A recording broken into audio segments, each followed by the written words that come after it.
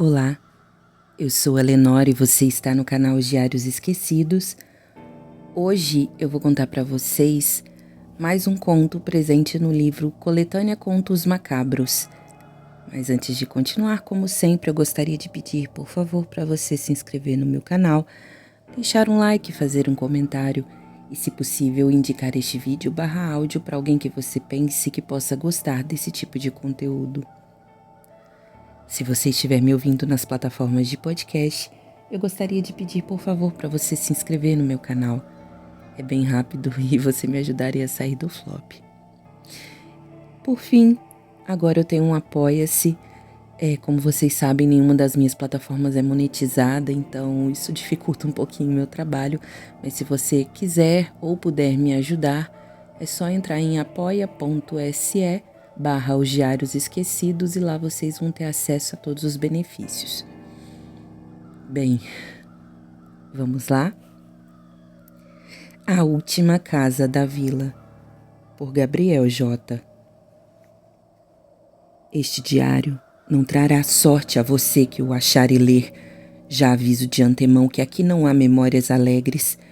Aqui há letras agonizantes e pálidas de um velho senhor, largado, quase abandonado, em um asilo, a 4 quartos, desacreditado por todos que, sequer em pensamento, acreditam na história que eu conto. Minha história começa aos 7 anos de idade. Sempre moramos na mesma rua. Uma família grande e tradicional, bem conhecida no bairro. Morávamos em uma vila, no fim de uma rua sem saída. A Vila dos 7. E não me pergunte o porquê desse nome. Sempre que perguntava, nunca me respondiam. Nem sequer havia 7 casas. Eram 4. Todas bem grandes e bem antigas. As casas eram do início do século passado. Nas outras 3 casas moravam parentes meus, tios, primos, primas e avós.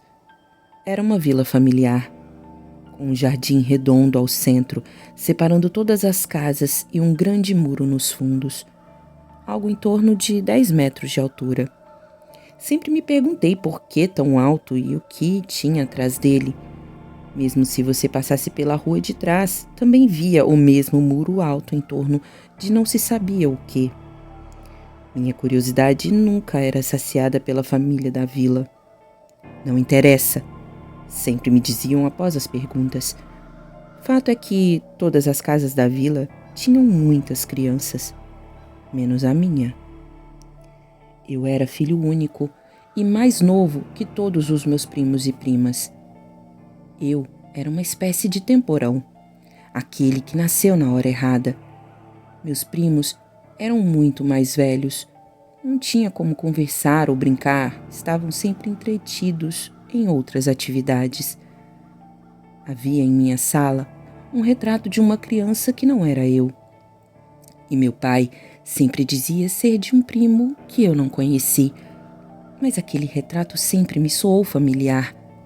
Não sei você, caro leitor, mas sabe quando você olha uma fotografia e pensa que já viu aquela pessoa em algum lugar? Isso me agoniava.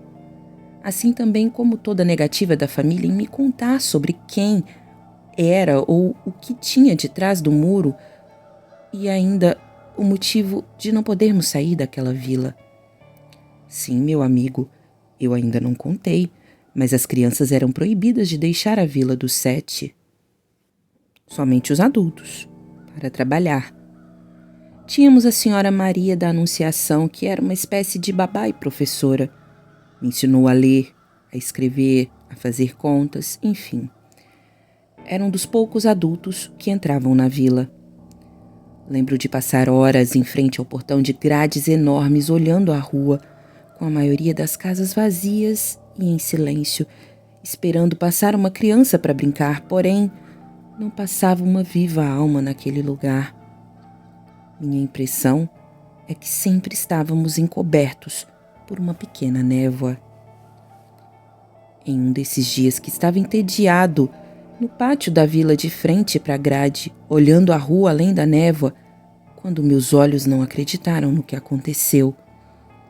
Olhando fixamente para o fim da rua, em meio à névoa vi uma criança ao longe, mais ou menos da minha idade e tamanho, passando pela rua. Como aquilo era novidade para mim, comecei a gritar loucamente, fazer sinais, tacar uma pedra pequena que achei pelo chão, tudo para chamar a atenção. E consegui. A criança então veio na minha direção e eu, meu incrédulo amigo, achador desse diário, aí que minha agonia começa, pois ao se aproximar consegui fitar no rosto daquele menino e vi que era exatamente o menino da foto da minha casa. A única fotografia de uma criança naquela casa velha. Olhei aquele rosto todos os dias da minha vida e não iria me enganar facilmente. Era ele. O guri se aproximou meio assustado e junto comigo começou a fazer muitas perguntas. O que você está fazendo aqui? Por que você está desse lado da grade? Onde eu estou? Eu não conseguia responder, porque minha curiosidade também era maior e eu só tinha habilidade de balbuciar ainda trêmulo algumas perguntas. Você é real? Como é o mundo lá fora? O que tem no fim dessa rua? Você me conhece? E ficamos dois alucinados perguntando um ao outro sem responder. Ele então tirou do bolso uma fotografia minha, sentado do lado de fora da grade da vila. Parecia ter sido tirada há pouco tempo e me disse que no dia seguinte, às 2 da manhã, me encontraria do outro lado do muro dos fundos e então poderíamos conversar melhor. Como eu vou pular ou atravessar um muro tão alto? Você é louco? Eu indaguei, já quase sem saliva de tão nervoso. E ele disse: a fotografia. E sumiu correndo na névoa cinza. Querido leitor, digo a você que esse dia sequer conseguia dormir ou contar, mas todos os dias, durante 10 anos, eu acordava às 2 da manhã, ia até o muro e nada acontecia. Olhava a fotografia e nada. Nenhuma pista.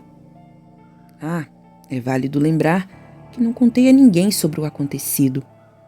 A única pessoa a quem teria segurança de contar era Maria da Anunciação. Mas depois daquele mesmo dia, recebi a notícia de meu pai que ela não viria mais, que estaria se mudando para outro país para morar com parentes. 10 anos se passaram em nada. Todos os dias eram os mesmos. Com o tempo, os moradores da vila foram se mudando até que, na Vila do Sete, só sobrou uma casa, com um casal de idosos. E eu, minha casa, a única até então, naquele momento, que era habitada na vila. E meu pai sempre dizia: não entre nas outras casas. Um certo dia, eu estava na sala olhando o lustre e resolvi olhar a tal fotografia da criança que não era eu e que eu jurava haver visto naquela tarde no portão da vila há tantos anos atrás. Passei longas horas olhando fixamente para aquela foto em um porta-retrato antigo. E foi ali que eu percebi que a foto era menor que o porta-retrato. Eu nunca havia reparado nisso nesses anos todos. A foto não encaixava, sobrava quase 2 dedos de espaço. Fui até o móvel e peguei o porta-retrato. Tirei de lá a foto e comparei com a que eu tinha, aquela que o menino havia me dado. E não imagina você que a fotografia que eu ganhei, que era minha, eu, na frente da vila, do lado de fora, como nunca havia me lembrado, aquela minha foto sim se encaixa perfeitamente naquele porta-retrato. Fiz então a troca e passei a olhar com mais atenção para a fotografia do menino que agora estava em minhas mãos. Para minha surpresa, atrás daquele pedaço de papel estavam escritas algumas palavras. Na casa mais próxima do muro, embaixo da cama do casal, há um alçapão. Não tenha medo, às 2 da manhã eu estarei do outro lado do muro. Era real, caro leitor. Eu passei anos me corroendo, pensando se realmente aquela criança existiu e se me deu aquela foto. Fato que eu fiz conforme estava instruído. Saí de casa de madrugada, entrei na última casa da vila, pela janela, que já estava há muito tempo quebrada. Fui até o quarto principal, arrastei a cama e vi o alçapão. Abri o alçapão e havia uma escada que levava para uma espécie de porão, mas nada iluminado. Fui tateando as paredes até do outro lado da escada e achar uma maçaneta. Sim, havia uma porta. E ao abrir, essa porta dava para um grande jardim, um quintal com árvores sem flores e grama alta. Ao fechar a porta, fui perceber, olhando o muro, que eu estava do outro lado dele, onde eu sempre quis estar. Te esperei por 10 anos, Menetiel. Sim, isso mesmo, leitor. Ele estava lá, havia crescido e envelhecido como eu, e não quis mais responder minhas perguntas. Quem sou eu?